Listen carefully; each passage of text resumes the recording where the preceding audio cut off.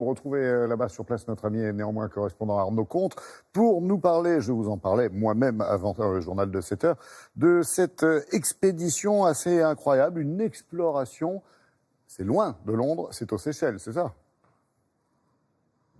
Oui, à 8000 km de Londres, Laurent, et puis je vous imagine bien avec Nathanaël Derinxin dans une petite capsule en train de présenter Télématin ou un journal télévisé à 300 mètres sous l'eau. Eh bien, figurez-vous que c'est pas une blague, c'est l'exploit réalisé par une équipe de chercheurs sur un atoll de l'océan Indien. Une équipe de chercheurs, des scientifiques, mais également des journalistes d'une chaîne britannique, de la fameuse chaîne d'information continue Sky News.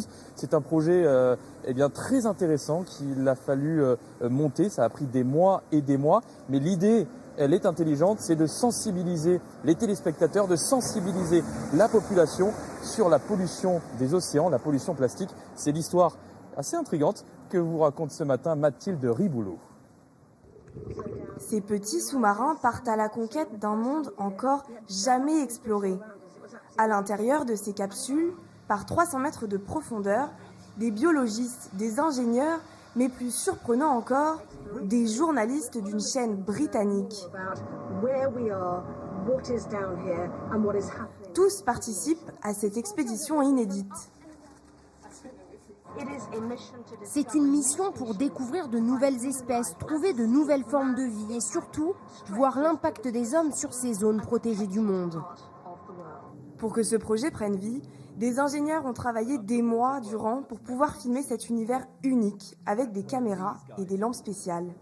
Une prouesse technique, tant l'environnement sous-marin est sombre à cette profondeur. Sur toutes ces lampes que nous avons créées, il y a des petites LED qui peuvent clignoter très rapidement.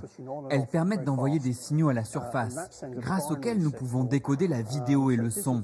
Chaque sous-marin peut donc ainsi envoyer à la surface ce qu'il voit et entend. Des images précieuses, jamais observées, qui vont être disséquées au profit de la recherche scientifique. Il existe sur notre planète 2 millions d'espèces marines, mais seulement 10% d'entre elles sont référencées. L'objectif de cette expédition, récupérer des échantillons pour évaluer l'impact de l'homme sur cette barrière de corail au large des Seychelles. On sait qu'il y a des coraux et des poissons en surface, qu'il y en a dans les fonds marins. Mais comment évoluent-ils quand on va encore plus profond? Et finalement, est-ce que ces mutations sont les mêmes dans les différents endroits de l'océan? C'est ce que nous allons analyser. Aldabra est l'un des royaumes sous-marins les plus protégés du monde, qui n'a jamais été colonisé par l'homme.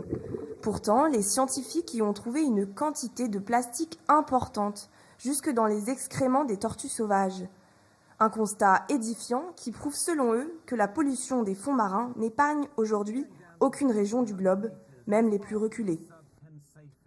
Ah oui, ça vient d'être dit, hein, Arnaud, zone protégée et pourtant traces de pollution avec un bilan même assez inquiétant.